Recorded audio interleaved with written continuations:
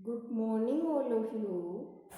आज हम राज्यपाल की नियुक्ति व शक्तियों के बारे में अध्ययन करेंगे। इससे पूर्व हम राज्य कार्यपालिका के बारे में देखते हैं कि राज्य कार्यपालिका का उल्लेख भारतीय संविधान के भाग 6 में आर्टिकल 153 से 167 तक किया गया। चूंकि केंद्र की तरह राज्य में भी संसदात्मक व्यवस्था अपनाई गई।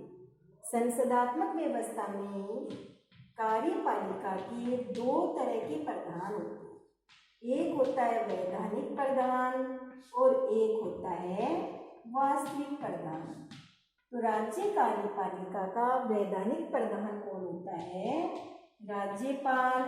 वास्तविक प्रधान कौन होता है? मुख्यमंत्री व मंत्रिपरिषद। राज्य की कार्यपालिका में कौन कौन शामिल होते हैं?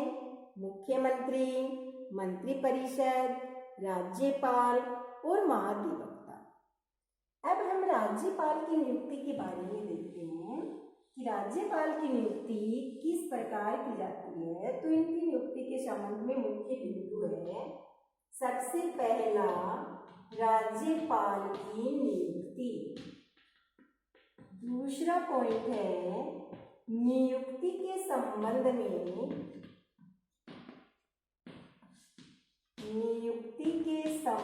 में स्वस्थ परंपरा।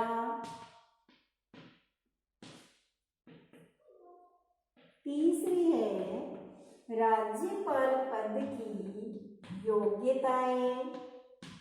चौथा है राज्यपाल के वेतन व भत्ते। पांचवा है कार्यकाल। सबसे पहले हम राज्यपाल की नियुक्ति के बारे में देखते हैं। राज्यपाल की नियुक्ति कौन करता है? राष्ट्रपति करता है। राज्यपाल राष्ट्रपति के पश्चात पर्यंत अपने पद पर बना रहता है। 7वां संविधान संशोधन हुआ था 1956 में। तो 7वां संविधान संशोधन 1956 में क्या व्यवस्था की गई कि एक व्यक्ति 2 या 2 से अधिक राज्यों का राज्यपाल भी नियुक्त किया जा सकता है। अब हम देखते हैं राज्यपाल की नियुक्ति के संबंध में स्वस्थ परंपराएं क्या है। तो 2 मुख्य परंपराएं संविधान लागू हुआ तब से अब तक राज्यपाल की नियुक्ति के संबंध में 2 परंपराएं विकसित हो गई है। पहली क्या है कि राज्यपाल उस राज्य का निवासी नहीं होना चाहिए जिसमें उससे नियुक्त किया जा रहा है। दूसरी परंपरा क्या है कि राज्यपाल की नियुक्ति के संबंध में राष्ट्रपति को संबंधित राज्य के मुख्यमंत्री से परामर्श लेना होता है। तो ये 2 परंपराएं हो गई। अब है राज्यपाल पद की योग्यताएं। राज्यपाल पद हेतु 4 मुख्य योग्यताएं। पहली, वह भारत का नागरिक हो।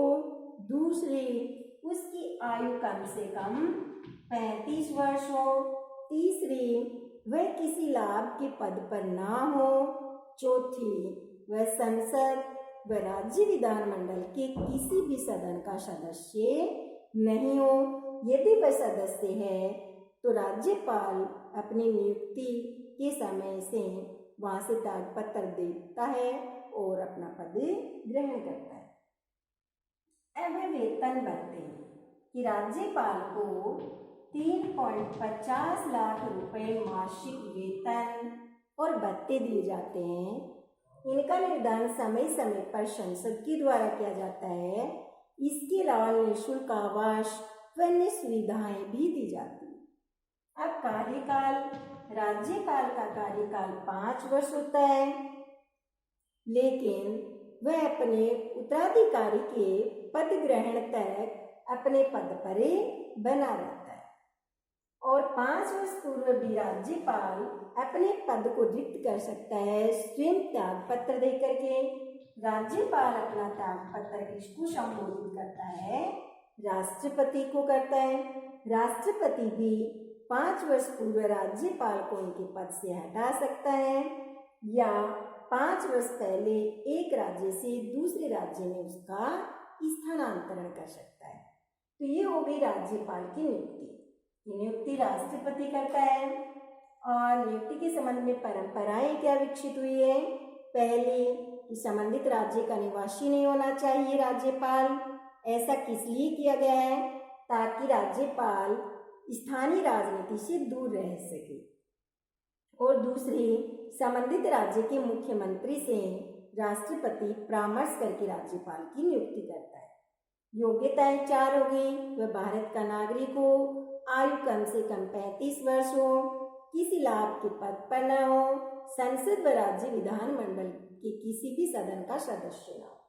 वेतन 3.50 लाख मासिक वेतन दिया जाता है। भत्ते, निःशुल्क आवास और अन्य सुविधाएं दी जाती है जो संसद द्वारा समय समय पर निर्धारित होती है। कार्यकाल 5 वर्ष होता है। इससे पूर्व भी इसको राष्ट्रपति द्वारा पद से हटाया जा सकता है और एक राज्य से दूसरे राज्य में स्थानांतरण किया जा सकता है और राज्यपाल स्वयं भी राष्ट्रपति को संबोधित करके अपना त्यागपत्र दे सकता है, पद रिक्त कर सकता है। अब हम देखते हैं राज्यपाल की शक्तियां। राज्यपाल की शक्तियां। पहली शक्ति है कार्यपालिका संबंधी शक्ति। दूसरी है विधायी शक्ति। तीसरी है वित्तीय शक्ति। चौथी है न्यायिक शक्ति और 5वीं विविध शक्ति। सबसे पहले कार्यपालिका संबंधी शक्ति। राज्यपाल को कार्यपालिका संबंधी कौन कौन सी शक्तियां दी गई? सबसे पहली शक्ति है महत्वपूर्ण पदाधिकारियों की नियुक्ति व उनको पद से हटाना। महत्वपूर्ण पदाधिकारियों की नियुक्ति और उनको पद से हटाने की शक्ति। अब ये महत्वपूर्ण पदाधिकारी कौन है? जैसे सबसे पहला है मुख्यमंत्री की नियुक्ति व अन्य मंत्रियों की नियुक्ति। राज्यपाल मुख्यमंत्री और अन्य मंत्रियों की नियुक्ति करता है और ये राज्यपाल के पश्चात पर्यंत ही अपने पद पर बने रहते। दूसरा, महाधिवक्ता की नियुक्ति। महाधिवक्ता की नियुक्ति भी राज्यपाल करता है और ये भी राज्यपाल के पश्चात पर्यंत अपने पद पर बना रहता है।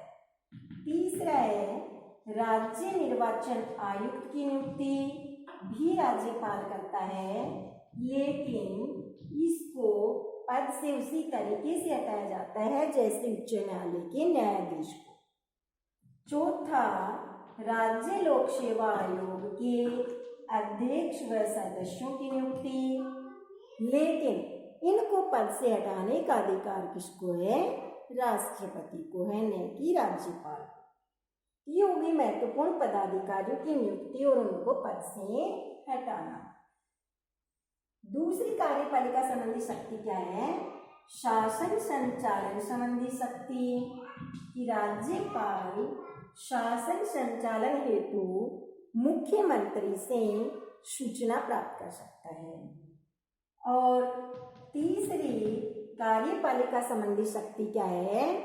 कि राज्यपाल राज्य के संवैधानिक तंत्र की विफलता की सूचना है वो राष्ट्रपति को देता है और राष्ट्रपति आर्टिकल 356 के तहत उस राज्य में राष्ट्रपति शासन लागू करता है। और चौथी कार्यपालिका संबंधी शक्ति क्या है? कि राज्यपाल राज्य के विश्वविद्यालयों का कुलाधिपति होता है, इसलिए राज्य के विश्वविद्यालयों के कुलपतियों की नियुक्ति करता है। ये हो गई कार्यपालिका संबंधी शक्ति की महत्वपूर्ण पदाधिकारियों की नियुक्ति करता है, उनको पद से हटाता है। शासन संचालन संबंधी शक्ति है। राज्य के संवैधानिक तंत्र की विफलता की सूचना राष्ट्रपति को देता है और राष्ट्रपति द्वारा आपातकाल की घोषणा की जाती है अनुच्छेद 356 के तहत। कुलाधिपति होने के नाते राज्य के विश्वविद्यालयों के कुलपतियों की नियुक्ति करता है।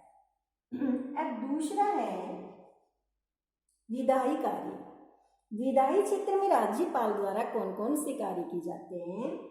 तो पहला कार्य करता है विधानसभा का अधिवेशन बुलाना, सत्रावसान करना और विधानसभा को भंग करना। दूसरी शक्ति है अध्यादेश जारी करने की शक्ति। ये अध्यादेश राज्यपाल द्वारा जो जारी किया जाता है वो राज्य विधानमंडल द्वारा पारित कानून के समान ही होता है।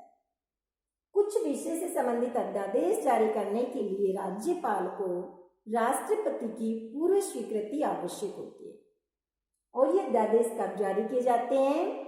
जब विधानमंडल सत्र में नहीं हो, विधानसभा का अधिवेशन नहीं हो रहा हो और विधानसभा सत्र में आने पर ये अध्यादेश 6 सप्ताह बाद समाप्त हो जाते हैं। 6 सप्ताह पहले भी विधानमंडल के द्वारा इनको समाप्त किया जा सकता है। और तीसरी शक्ति विधायी क्षेत्र में क्या है? विधेयक के संबंध में शक्ति। विधेयक के संबंध में राज्यपाल को क्या क्या शक्ति है कि विधानमंडल द्वारा पारित विधेयक जब राज्यपाल के पास आता है तो राज्यपाल उसको अस्वीकृत कर सकता है, विधानमंडल के पास पुनर्विचार हेतु लौटा सकता है, लेकिन पुनर्विचार के बाद पारित विधेयक जब राज्यपाल के पास पहुंचता है तो ऐसी सिचुएशन में राज्यपाल को हस्ताक्षर करने ही होते हैं और कुछ विधेयक को राज्यपाल राष्ट्रपति की स्वीकृति के लिए रक्षित रख सकता है।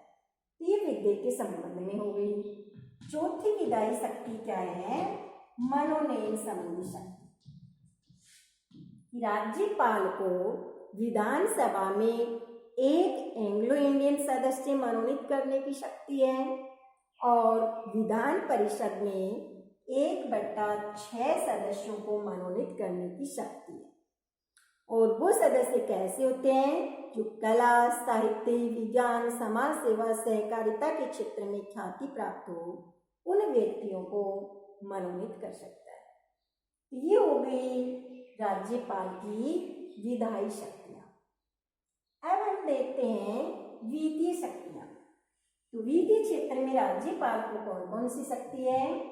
पहली शक्ति कि धन विधेयक के संबंध में, कि धन विधेयक है वो राज्यपाल की स्वीकृति से ही विधानसभा में प्रस्तावित किया जाता है। विधानसभा में धन विधेयक प्रस्तुत करने के लिए पहले राज्यपाल की स्वीकृति लेनी होती है।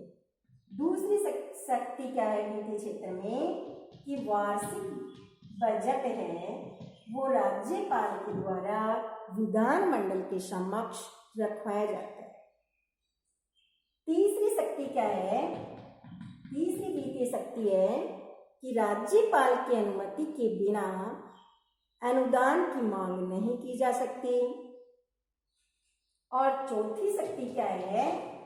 कि राज्य की संचित निधि पर राज्यपाल का अधिकार होता है। और पांचवी शक्ति क्या है? कि राज्यपाल विधानमंडल से पूरक अतिरिक्त अनुदान की मांग भी कर सकता है। अब अगली है न्यायिक शक्ति। तो न्यायिक क्षेत्र में राज्यपाल को क्या शक्ति दी गई है?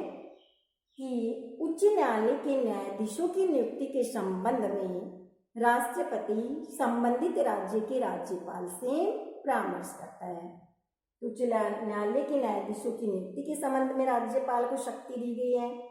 दूसरी शक्ति है राज्यपाल की आर्टिकल 161 के अनुसार क्षमादान की शक्ति, कि वो विषय जो राज्य कार्यपालिका क्षेत्र में आते हैं उन विषयों से संबंधित विधि के विरुद्ध अपराध करने वाले व्यक्ति के अपराध को क्षमा कर सकता है, उसकी सजा को कम कर सकता है, स्थगित कर सकता है। तो ये दो न्यायिक क्षेत्र में शक्तियां दी गई। अब राज्यपाल की विविध शक्तियां। राज्यपाल को कुछ स्वयं विवेकीय शक्तियां भी दी गई, जैसे विशेष परिस्थिति में मुख्यमंत्री की नियुक्ति, कि जब विधानसभा में किसी भी दल के द्वारा स्पष्ट बहुमत प्राप्त नहीं किया जाता है तो ऐसी स्थिति में राज्यपाल अपने विवेक के आधार पर मुख्यमंत्री की नियुक्ति करता है। दूसरा, मंत्रियों में कार्यों का विभाजन है, वो भी राज्यपाल अपने विवेक के आधार पर करता है। विधानसभा का अधिवेशन बुलाना, सत्रावसान करना, विधानसभा को भंग करना, ये भी राज्यपाल द्वारा किए जाते हैं। और विधानमंडल द्वारा पारित विधेयक को राज्यपाल पुनर्विचार हेतु भेज सकता है, ये भी उसकी स्वविवेक की शक्ति है। और राज्य के संवैधानिक तंत्र की विफलता की सूचना राज्यपाल राष्ट्रपति को देता है, ये भी उसकी स्वविवेक की शक्ति है। तो ये राज्यपाल की मुख्य शक्तियां हैं, कार्यपालिका संबंधी, विधायी, वित्तीय, न्यायिक और विविध शक्तियां। धन्यवाद।